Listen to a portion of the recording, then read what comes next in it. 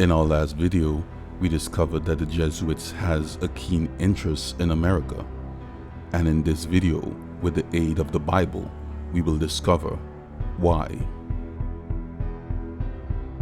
In the book of Revelation 13, we see the rise of a new world superpower, but simultaneously, we see another kingdom come off the scene. So as one comes to prominence, the other simultaneously loses its position as a world superpower. Speaking of these superpowers, Revelation 13 reads as follows: "And I stood upon the sand of the sea, and I saw a beast or a kingdom rising up out of the sea, having 7 heads and 10 horns, and upon his horns 10 crowns, and upon his head the name of blasphemy. And I saw one of his heads as it were wounded to death." So here we see this superpower loses its status as a world power, but the Bible predicts sometime in the future that this deadly wound will be healed, or this power would be reinstated as a world power. So while this beast loses the status as a world power, verse 11 records another coming upon the world scene, and it reads, "And I beheld another beast coming up out of the earth, and he had 2 horns like a lamb." And later on in this kingdom's dispensation, it speaks as a dragon. There are both similarities and contrasts to these 2 beasts. Some of these similarities are: 1. They are both beasts or kingdoms, which imply that they were or are a world superpower. Point 2. They both have horns, one having 10 horns and the other having 2 horns. But the stark difference between these 2 kingdoms is that one comes up out of the sea and the other out of the earth. Therefore, we must understand what it means to come up out of the sea versus coming up out of the earth. The book of Revelation 17 reads, "And he said unto me, The waters which thou sawest where the whore sitteth are people and multitudes and nations and tongues." In the Bible, the word waters, rivers, and seas are used interchangeably. Therefore, when the Bible says that a beast or a kingdom comes up out of the sea or waters, it means that this kingdom comes up in a highly populated area. So based on biblical history, the East was the then known world and was recorded as housing all 4 world powers expressed in the book of Daniel. For more detail, check the link in the description. It therefore means that this kingdom, which has 10 horns, also came into prominence in the East. But the beast or kingdom that comes up in Revelation 13:11 comes up out of the earth. This implies not only where this kingdom comes up would be sparsely populated, but implies also that it comes up in the then new world. Therefore, we can accurately conclude that these 2 powers are none other than Rome and the United States of America. For a more in-depth study of the prophecies found in Daniel and Revelation, click the link in the description below. The horns of these beasts should be noted, for in prophecy, horns symbolize kings. And Daniel 7:24 reads as follows: "And the 10 horns out of this kingdom are 10 kings that shall arise." But though both these beasts have horns, they are diverse and distinct from each other.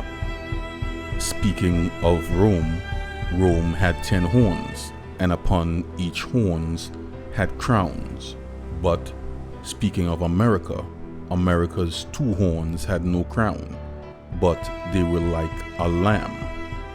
The Bible takes effort to differentiate both kingdoms, and history tells us of the Roman Empire and its provinces that they had 10 kings that ruled or reigned over those specific territories.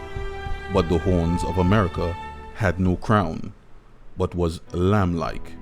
This shows that the nation had no king, but had a leadership or form of government that exemplified lamb-like or Christ-like characteristics.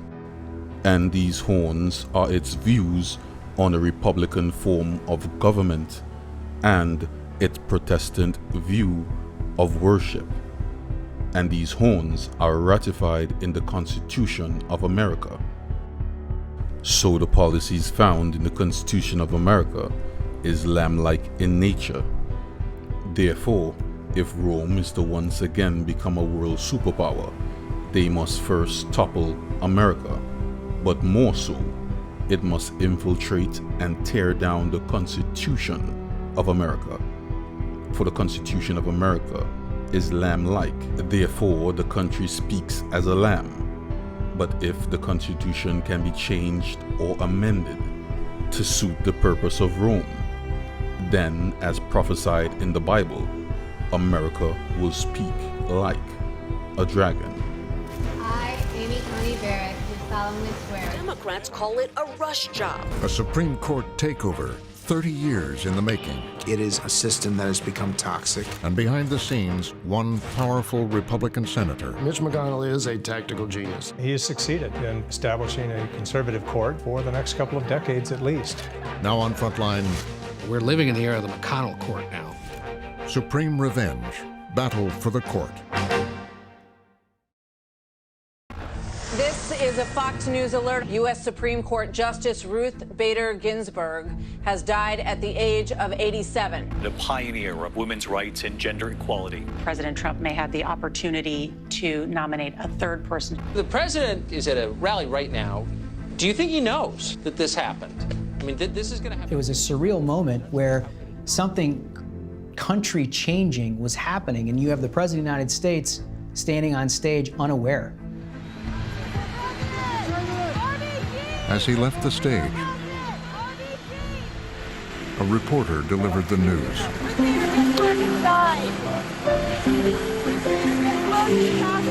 Just died? Wow. I didn't know that. I just, you're telling me now for the first time. I thought this is going to upend the election. This was the October surprise just a few weeks before October. But that was not what Republican Senate Majority Leader Mitch McConnell had in mind. What it meant for Senator McConnell was to cement a conservative majority on the U.S. Supreme Court. It's something that McConnell has longed for, dreamed about, worked for during his entire career in the Senate. That night, McConnell reached the president on Air Force One. McConnell told him two things. He said, first, I'm going to put out a statement that says we're going to fill the vacancy. Second, he said, you've got to nominate Amy Coney Barrett. Amy Coney Barrett, a 48-year-old conservative appeals court judge. McConnell's way of securing control of the Supreme Court for years to come. To be able to say that we're going to have a conservative court for another generation is important to him. For Mitch McConnell, the court is everything. This is going to be a rough battle on Capitol Hill, and it's a very... Mitch McConnell's determination to transform the Supreme Court had been his life's work. Several senators, U.S. Supreme Court nominee Clarence Thomas managed to elude... potentially ensuring a conservative majority for through bruising confirmation battles, a struggle over ideology and power. Packaging Clarence Thomas like a political candidate. Expected to be one of the most contentious confirmation hearings. Ignited by a devastating defeat. Rejecting the nomination.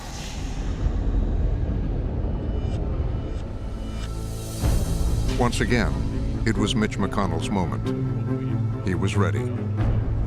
This is a conversation that he has been having with his members at this point for a year or more. And McConnell made it very clear to his colleagues that if there is a vacancy, whomever that vacancy is presented by, we will fill it. To McConnell, it didn't matter that it was only weeks before the election and that he'd opposed filling a seat in the last year of the Obama presidency. The fact that it was occurring while the presidential election was underway, unprecedented. It's never happened in the history of the Senate. For all of their explanations and excuses, it's never been done. And particularly in light of what happened 4 years ago, it really seemed to be hypocritical. But McConnell shrugged off the charges of hypocrisy. It wouldn't faze Senator McConnell to be called ruthless or determined or whatever adjectives or labels people might put on his behavior. He did it because he could. Today it is my honor to nominate Judge Amy Coney Barrett. With Election Day fast approaching, Do you solemnly swear that the testimony you're about to give this committee? the hearings for Amy Coney Barrett were a rush job. Everything moved really rapid fire fast. And of course, the goal was to have her take her seat before the November 3rd election. The hearing to confirm. He said, "We're here to confirm Justice Barrett." Confirmed, which basically gave away the whole deal right there. It's like, we're not considering anything. We're just here to vote. This is probably not about persuading each other unless something really dramatic happens. All Republicans will vote yes and all Democrats will vote no. It was done in a hurry-up fashion. There was not even the routine investigation of opinions and writings and speeches. This was done in a hurry, and it showed. To my Democratic colleagues, The partisanship was on full display. Our Republican colleagues are riveted on rushing a judge through this sham process. This was a hypocritical, tire-squealing 180 for many Republican colleagues. Democrats complained, Hypocritical, illegitimate process. but in the minority, they were powerless to do anything. Mitch McConnell had the votes from start to finish. He knew it, and he behaved that way all along. On this vote, the yeas are 52. Barrett was confirmed. 52 Republicans voted yes. All of the Democrats voted no. Of the Supreme Court of the United States is confirmed. This most recent Barrett confirmation may have been the only one in recent memory that was purely partisan. It has become so bitterly partisan that the American people have no choice but to think of it as this individual is reflective of the people who vote against him or her, or the people who vote for him or her. Just a week before the presidential election, the new justice was sworn in. I, Amy Coney Barrett, do solemnly swear that I will support and defend. Fellow conservative Clarence Thomas did the honors. So help me God. So help me God. For Senator McConnell, this would be the achievement of his life's goal. With Justice Barrett on the court now, you have a solid 6-3 conservative split on the court. 3 decades after Bork, it was now Mitch McConnell's Supreme Court. He has been working towards this moment his entire professional career, and it was all coming to fruition. All of the judicial wars that started with Robert Bork and Justice Thomas, Kavanaugh situation, now was the moment that he finally got what he came for. He has succeeded in establishing a conservative court for the next couple of decades at least. That's an accomplishment if you look at that alone. I think in the process, we've damaged another institution, the Senate. I don't think that it's a good trade overall, but in the end, will it have been worth it? I don't know. Senate Majority Leader Mitch McConnell has just won a 7th term. On Election Day, McConnell is the longest-serving Republican. Mitch McConnell won another 6 years in the Senate. We've reached a historic moment in this election. He'll face Joe Biden as president. an old adversary from the judicial wars. President of the United States. Now the Supreme Court that Mitch McConnell built Conservative majority on the court for the foreseeable future. looms over the new president. Meanwhile, Democrats are worried about the country's future. And a Washington as divided as ever. A lot of eyes going to be on the Supreme Court. Huge number of issues coming across the Supreme Court. Those issues are sex discrimination, gun rights, abortion, and immigration. Huge array of enormously important.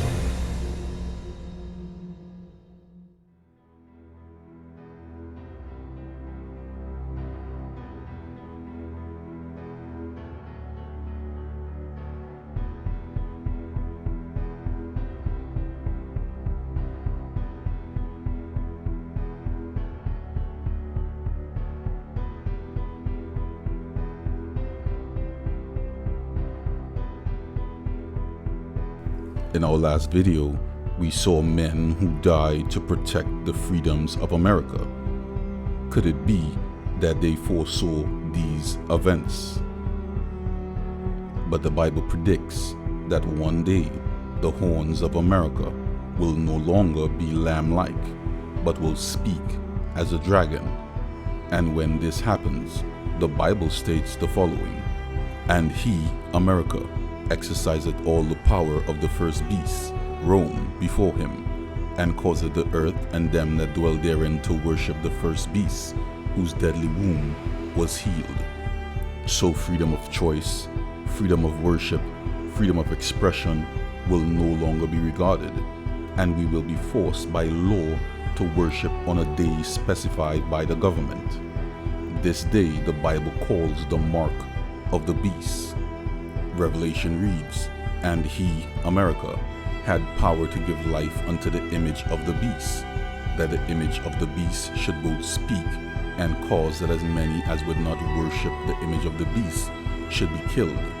And he causeth all, both small and great, rich and poor, free and bond, to receive a mark in their right hand or in their forehead, and that no man should buy or sell, save he that had the mark or the name of the beast, or the number of his name."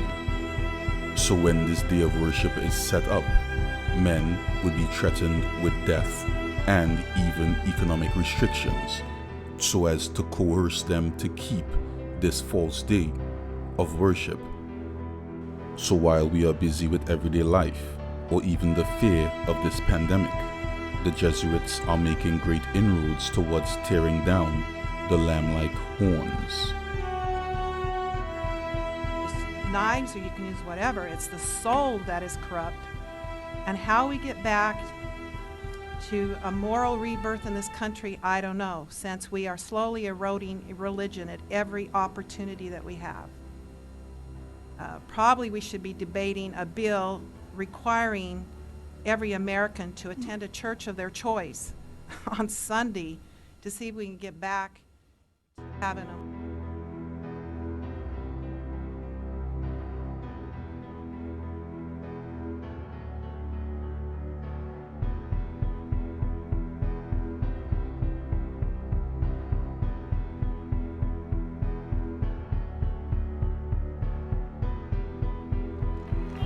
The Bible tells us to everything there is a season, a time to build, a time to reap and a time to sow, and a time to heal.